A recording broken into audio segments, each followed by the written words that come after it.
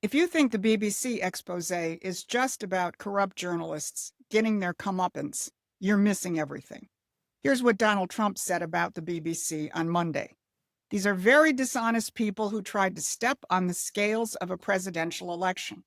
On top of everything else, they are from a foreign country, one that many consider our number one ally.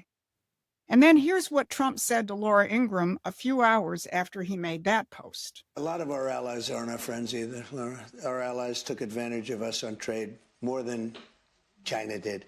So, yes, the BBC has been caught red-handed interfering in the 2024 election.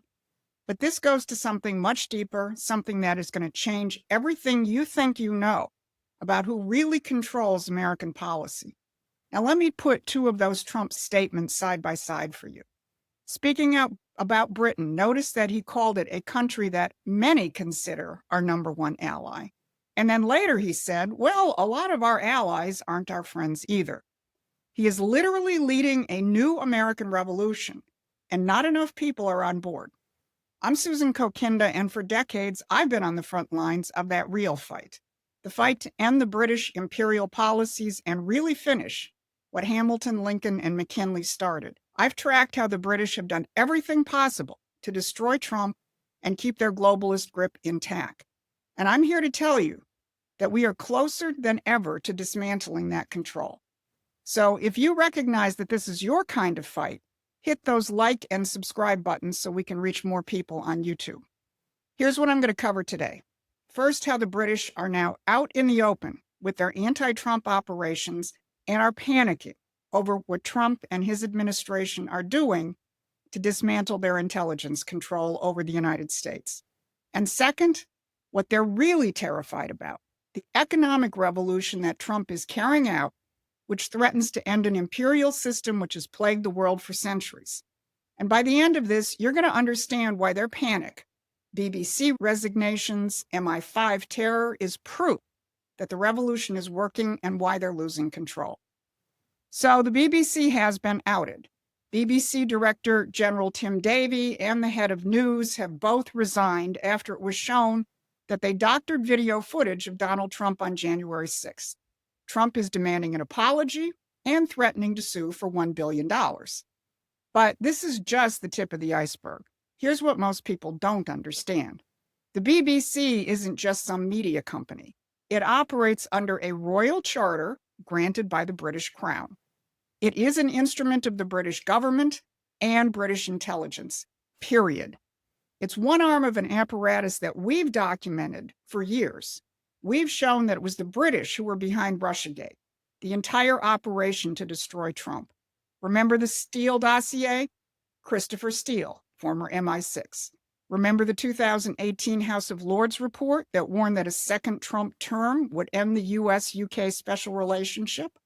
Or remember the House of Lords hearing that I reported on back in August, where Obama's NATO ambassador admitted to the British Lords that Trump had just ended 80 years of global control. The British know what's happening, even if most Americans don't. Now, Promethean Action is committed to fixing that, because we know that the fight between the American system and the British system has been the key dynamic in the world since our revolution. And we've shown how that plays out in economics, statecraft, and culture. And that's one of the reasons why we understand what Donald Trump is really doing. So if you want to stop punching at shadows, go to Promethean Action and subscribe to our free newsletter and join the fight. Because it is starting to come out in big ways. On Monday, the New York Times openly reported that MI5, British domestic intelligence, is panicking over Kash Patel's FBI appointment. And they're not even hiding it. They ran a remarkable piece on November 10th titled Kash Patel's Plans for the FBI Alarm U.S. Allies, mostly the British. The article details how MI5 is in full panic mode over Patel's appointment. Why? Because Patel has made it clear he's going to investigate the origins of Russiagate, and that trail leads straight to London. The article openly talks about how the Five Eyes Intelligence Alliance, which is the US, Britain, Canada, Australia, and New Zealand, was set up by Winston Churchill right after his famous Iron Curtain speech in Fulton, Missouri in 1946. Think about that timing. Churchill gave that speech to launch the Cold War and then immediately created an intelligence sharing arrangement that gave British intelligence unprecedented access to U.S. secrets. But why is the New York Times talking about this history? Because they're obviously afraid that Trump and his team are going to bust it up. In fact, Tulsi Gabbard has suspended intelligence sharing with Five Eyes on matters relating to Ukraine. And by understanding this history, you're going to better understand what a threat Donald Trump is to Britain's entire post-World War II order. Churchill and the British establishment created the Cold War framework to keep the world divided and under their control, preventing the kind of great power cooperation that FDR had envisioned before his death. FDR wanted a world of sovereign nations cooperating for mutual development. Churchill and the British Empire wanted the opposite, a world permanently divided between East and West, with London manipulating both sides. And that is exactly what Trump is overthrowing right now with his approach to Russia and China. Look at what just happened with Hungary. Prime Minister Viktor Orban visited Trump in the Oval Office last week and made clear what the dividing lines really are. The problem is that the president has huge peace efforts, which are just splendid and very positive for the European continent and all the peoples of Europe.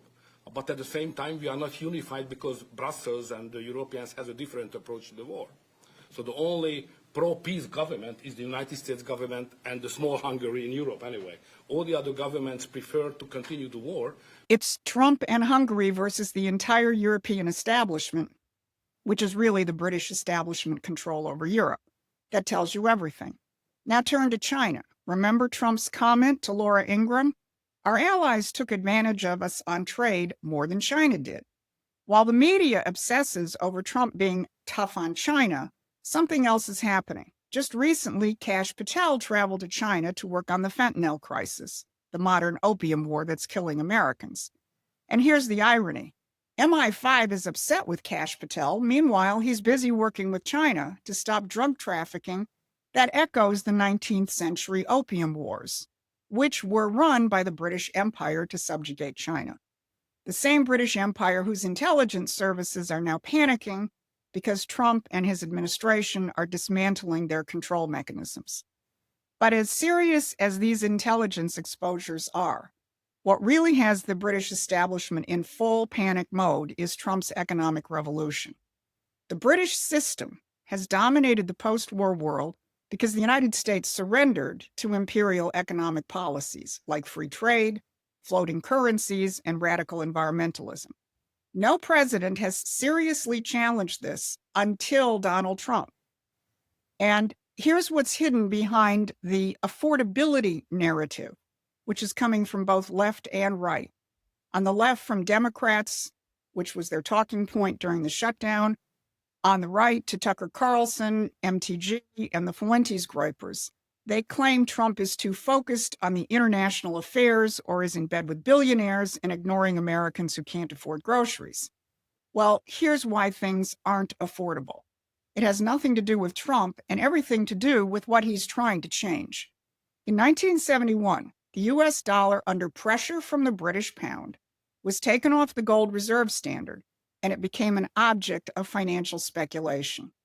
This termination of the Bretton Woods system was the first step in the march toward the globalist hell we're living in today. You may be surprised to know that 1971 is also the year the World Economic Forum was founded to guide nations into subservience. What the British establishment is terrified of is that Trump will end their 50-year financialization of the American economy. Here's how they did it.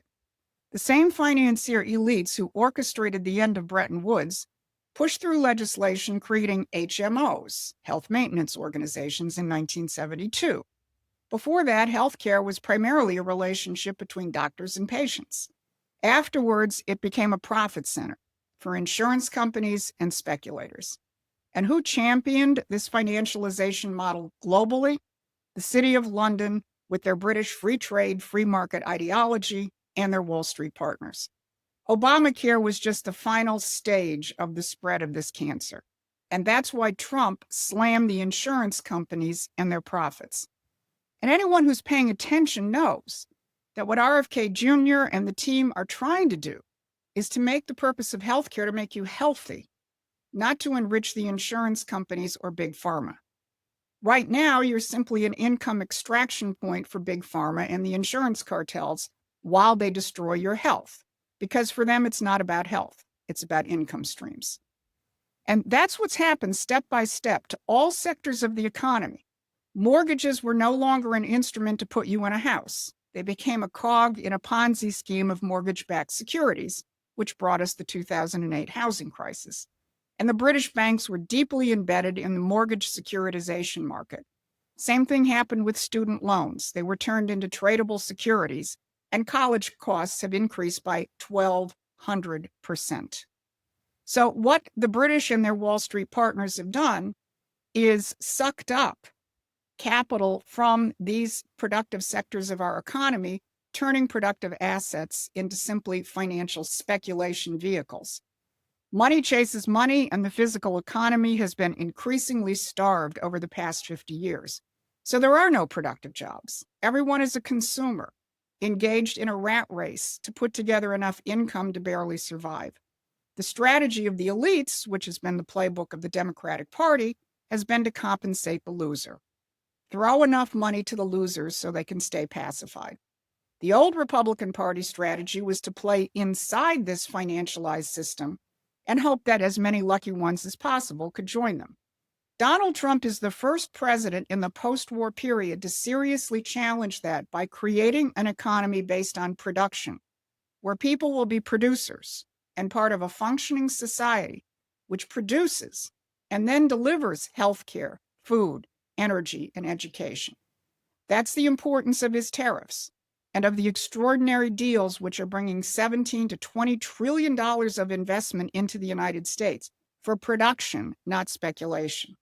The administration is supercharging many institutions in the government to redirect financial flows into real physical production. Energy Secretary Chris Wright just announced that hundreds of billions of dollars in DOE loans will be available for the massive expansion of nuclear power needed to turn us back into a manufacturing superpower. And yesterday, Stephen Miller made clear that this is the key to addressing affordability. Here's what he said.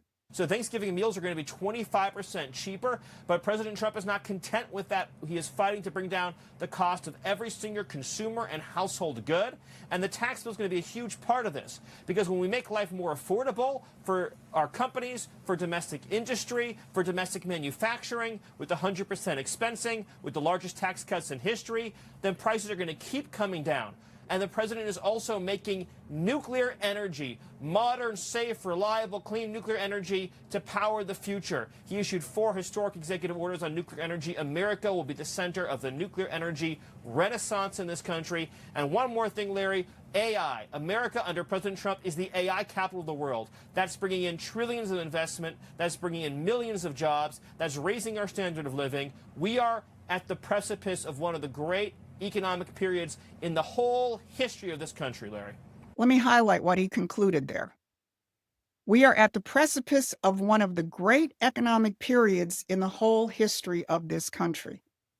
Now you understand why BBC executives are resigning and MI5 is panicking over Cash Patel. Trump's economic revolution threatens to turn the United States back into a sovereign producing nation again, not a subject of the rules-based order of the modern British Empire. The British Empire is desperate to keep people trapped in their post-industrial world, a world where your only identity is as a consumer or a loser or a victim. In that world, you're simply angry at Trump because you don't see perp walks or the release of the Epstein files. And that is what is obviously fueling the Nick Fuentes phenomenon among young men. What the British don't want you to realize is that Donald Trump is leading an economic revolution on the scale of the American Revolution itself. And he's rapidly drawing large parts of the world into it as well. You need to be part of that fight. So join Promethean Action as a paying member, and let's finish what our founders started. Because this is what the British Empire has been trying to snuff out ever since 1776. And their panic with BBC resignations and MI5 freakouts over Cash Patel is proof that the revolution is real and we're winning. The more Americans who grasp that we're in the final battle for economic sovereignty, the faster we win. This has been your midweek update.